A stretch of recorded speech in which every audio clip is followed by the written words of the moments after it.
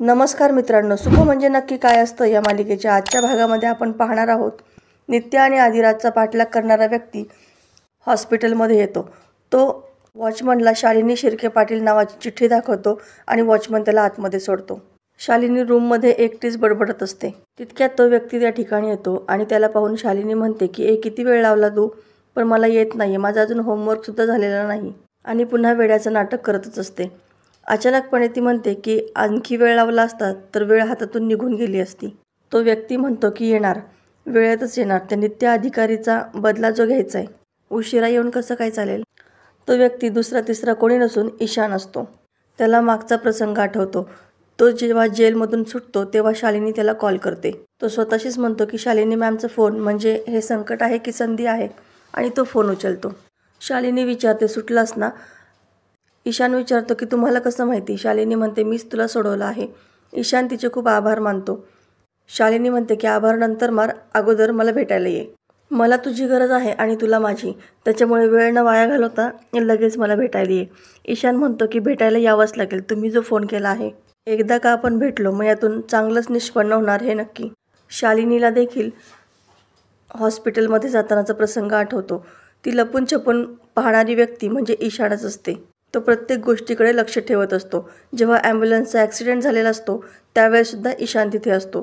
जेव्हा गाडी धडकते तेव्हा ईशान घाईघाईनेच ॲम्ब्युलन्सकडे जातो आणि दरवाजा उघडतो. त्याला पाहून शालिनी वेड्याचं नाटक करू लागते की तू माझा जीव घ्यायला आलेला आहेस, कोण आहेस तू. ईशान सांगतो की मी ईशान आहे. तुम्हाला लागलं नाही ना, ओळखलत का तुम्ही मला. नित्या आदिराज तुम्हाला फसवण्याचा प्रयत्न करत आहेत. माझ्याशी जसं वागले तसेच तुमच्याशी सुद्धा वागत आहेत. तुमचं मानसिक संतुलन बिघडलंय असं सांगून तुम्हाला फसवतायत. पण तुम्ही काळजी करू नका, आता मी आलो आहे. माझ्याशी जे वागले तसं तुमच्याशी वागू देणार नाही मी. शालिनी वेड्याचं नाटक करतच असते की तू माझा जीव घ्यायला आला आहे. ईशान तिचा हात धरतो आणि चला असं म्हणतो, पण शालिनी त्याचा हात झटकते आणि मोठमोठ्याने हसू लागते. शालिनी म्हणते की शालिनी आहे मी. नित्य आदिराज मला फसवू शकत नाहीत. मी काही ईशान नाही, रॅदर मी त्यांना फसवलंय. या खेळाची सुरुवात मी केली आहे आणि शेवटसुद्धा मीच करणार. ईशान आश्चर्यानेच म्हणजे असं विचारतो. शालिनी म्हणते की मी स्वतः ॲडमिट व्हायला तयार झाले आहे. ईशान विचारतो पण काय, त्यांनी काय होणार आहे. शालिनी त्याला गप्प करते आणि आत्ताच्या आत्ता इथून निघून जा, तुला कोणी बघितलं तर प्रॉब्लेम होईल असं म्हणते. शालिनी म्हणते की माझ्या टचमध्ये राहायचं आणि तुझ्याकडून मी सगळी सूत्र हलवून घेणार आहे, निघ इथून. ईशान तिथून निघून जातो. इकडे शालिनी म्हणते की आता तू आला आहेस म्हणजे तुझ्या स्वागताचा मोठा धमाका व्हायलाच पाहिजे. ईशान म्हणतो की हो, नक्कीच व्हायला पाहिजे, आणि तू इतका मोठा असायला पाहिजे की त्या नित्य अधिकारीचे कानाचे पडदे फाटले पाहिजेत, की तिचा शेवट आता जवळ आलाय. इकडे नित्य झोपलेली असताना तिला अस्वस्थ वाटतं आणि ती अचानकपणे उठून बसते. ती खिडकीमध्ये जाते आणि विचार करते. नित्य स्वतःशीच म्हणते की देवी, हा तुझाच आशीर्वाद आहे आणि तुलाच त्याला सांभाळावं लागणार आहे. ती खूपच अस्वस्थ असते. दुसऱ्या दिवशी सकाळी नित्य आदिराज दोघेही देवीच्या दर्शनासाठी जातात. नित्या देवीची ओटी भरते आणि दोघेही देवीला नमस्कार करतात. तितक्यात जोगतीन अंबाबाईचा उदो उदो असं करत येते. जोगतीन सांगते की धुकं पसरल्यानं डोळ्यासमोर त्याला हटवावं लागेल, त्याशिवाय पुढची वाट दिसणार नाही. नित्या म्हणते बरोबर आहे तुझं, धुकं विरळ होतं असं वाटतं पण पुन्हा ते दाटून येतं. जोगतीन आपल्याकडच्या 2 टोपल्या ज्या फुलांनी भरलेल्या असतात त्या देवीच्या समोर ठेवते आणि आदिराजला म्हणते की पोरा, यातील कुठलीही एक टोपली उचल आणि त्या झाडाखाली नेऊन ओत. आदिराज तसं करतो. त्यातील एक टोपली उचलतो आणि ती टोपली घेऊन झाडाखाली ओततो. टोपलीतून फुलांऐवजी माती पडू लागते आणि हे पाहिल्यानंतर सर्वांनाच खूप मोठा धक्का बसतो. जोगतीन म्हणते की देवी आईचा संकेत आहे हा. आपणच बंद करून ठेवलेली, तिजोरीमध्ये लॉक करून ठेवलेली गोष्ट आपलाच घात करत आहे. ती परत सुटून येते. आदिराज म्हणतो की नेमकं काय म्हणायचं तुला. नित्य काळजीनेच म्हणते की आधीच मनामध्ये खूप गोंधळ जमा झाला आहे, त्यात आणखी तू भर टाकू नकोस.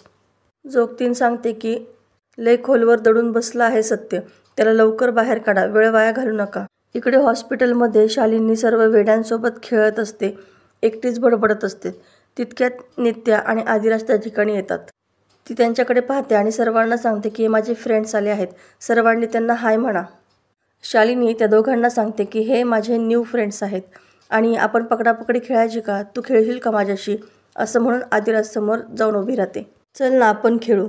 आणि लगेचच ती नित्याकडे पाहते आणि रागातच तिच्याकडे बघते आणि आदिराजला म्हणते की ही तुझी फ्रेंड आहे का, बेस्ट फ्रेंड आहे का, आणि तू हिचं ऐकणार. हिचं ऐकून तू माझ्याशी खेळणार नाहीस का? लगेच शब्द फिरवते आणि म्हणते की तू जयदीप आहेस ना? आता हे ऐकल्यानंतर आदिराज नित्याला खूपच धक्का बसतो. शालिनी म्हणते पण तू जिवंत कसं काय? आणि नित्याकडे पाहून म्हणते की हिला सोडून दे बरं का तू, नाहीतर मी तुला सोडणार नाही जयदीप. हिच्यापासून लांब जा नाहीतर, असं म्हणून त्याची गचंडी पकडते. नाही सोडणार मी तुला, असं म्हणते आणि त्याचा गळा दाबू लागते. शालिनी म्हणत असते की लांब जा हिच्यापासून, नाहीतर मी जीव घेईल तुझा. नित्य तिला बाजूला करण्याचा प्रयत्न करते आणि काय करते तू, सोड त्याला, असं बोलू लागते. तितक्यात नर्स आणि डॉक्टर तिथे येतात. सर्वांनी शालिनीला पकडलेलं असतं. ती मोठमोठ्याने ओरडते की नाही, लांब राहा हिच्यापासून, नाहीतर जीव घेईन मी तुझा. डॉक्टर म्हणतात की जा तुम्ही, तुम्हाला पाहून ती जास्त ॲग्रेसिव्ह झाली आहे. नित्य आदिराज दोघेही तिथून निघून जातात आणि शालिनी मोठमोठ्याने ओरडत असते की तू जयदीप आहेस जयदीप. नित्या आणि आदिराज एका चहाच्या टपरीवरती येतात आणि 2 चहाची ऑर्डर करतात. तो चहावाला कपामध्ये चहा ओतत असतो, पण तितक्यात ईशान तिथे येतो आणि त्याला बंदूक दाखवतो आणि नित्य आदिराजच्या चहाच्या कपामध्ये गोळ्या मिक्स करतो आणि तो चहा नित्य आदिराजला द्यायला सांगतो. इकडे आदिराज नित्या बोलत असतात. आदिराज म्हणतो की शालिनीची अवस्था खरी वाटायला लागली आहे. नित्या म्हणते पण ती तुला जयदीप म्हणाली, पण हे कसं? आपल्याला सगळ्या गोष्टी नीट दिसत नाहीये, काहीतरी दडले असं वाटतंय. मला अजूनसुद्धा संशय आहे तिच्यावरती. तिच्या डोक्यावर जर खरंच परिणाम झाला असेल तर ती जयदीप गौरीला विसरली कशी काय? आपला जीव घ्यायचा विचार अजूनही तिच्या मनातून कसं काय जात नाही?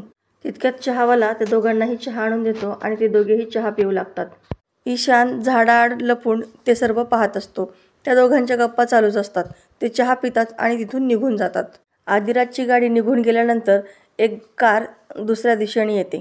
त्या गाडीतून चक्क शालिनी खाली उतरते. ती ईशानला भेटते आणि विचारते गौरी आणि जयदीपची सोय झाली ना? ईशान विचारतो जयदीप? अहो आदिराज आहे ना तो?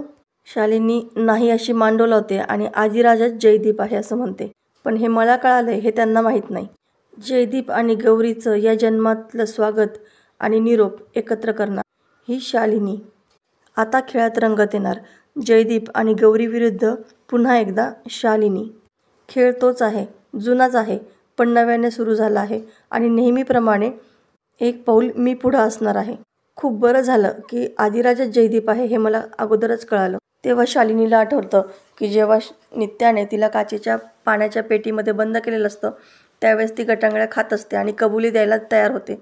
त्याच वेळेस तिला आदिराज एका ठिकाणी लपलेला दिसतो. ती मनामध्ये विचार करते की आदिराज मला सोडवायचं सोडून तिथे लपून का बसला आहे म्हणजे, आणि तेव्हा ती नित्याने आदिराजला केलेला इशारा देखील पाहते आणि तिला समजतं की आदिराजच जयदीप आहे. आणि त्याच्यानंतर दुसऱ्या क्षणाला ती हसण्याचं वेड्याचं नाटक करू लागते. शालिनी ईशानला सांगते की मला होणारे भास, वेगवेगळे आवाज, पुतळे याला काहीच अर्थ नव्हता. तर मित्रांनो, येणाऱ्या भागामध्ये आपल्याला पाहायला मिळणार आहे की ईशानने दिलेल्या गोळ्यांमुळे आदिराजची तब्येत बिघडलेली असते. नित्य त्याच्या उशाशी बसलेली असते आणि ती विमलला विचारते की आई, राजमा आणि सावरी कुठं गेले आहेत? तात्या सांगतात की खताचं पार्सल आणायला शेतावरती गेल्यात. ते दोघेही आडवाट्याने चाललेले असतात. त्यावेळेस शालिनी आणि ईशान त्यांच्यावरती नजर ठेवून असतात. शालिनी ईशानला सांगते की सावध चालत येत आहे, तयार राहा. आता त्या दोघी चालत असताना त्यांच्यासमोर काही गुंड येतात. ईशान चेहऱ्याला मास्क लावून समोर येतो आणि एक दोरी ओढतो. दोरी ओढता क्षणी सावरीच्या अंगावरती जाळं पडतं आणि ती जाळ्यामध्ये अडकते. राजमाला देखील गुंड पकडतात. ती मोठमोठ्याने सावरी असा आवाज देत असते. ईशान म्हणतो की शिकार जाळ्यात अडकलं असं म्हणतात. शालिनी सुद्धा तोंडाला मास्क लावते आणि तलवार घेऊन समोर येते. तर मित्रांनो, असेच नवनवीन व्हिडिओ अपडेट पाहण्यासाठी चॅनलला सबस्क्राईब करा. नोटिफिकेशनसाठी बेल आयकॉन अवश्य दाबा. व्हिडिओ पाहिल्याबद्दल धन्यवाद.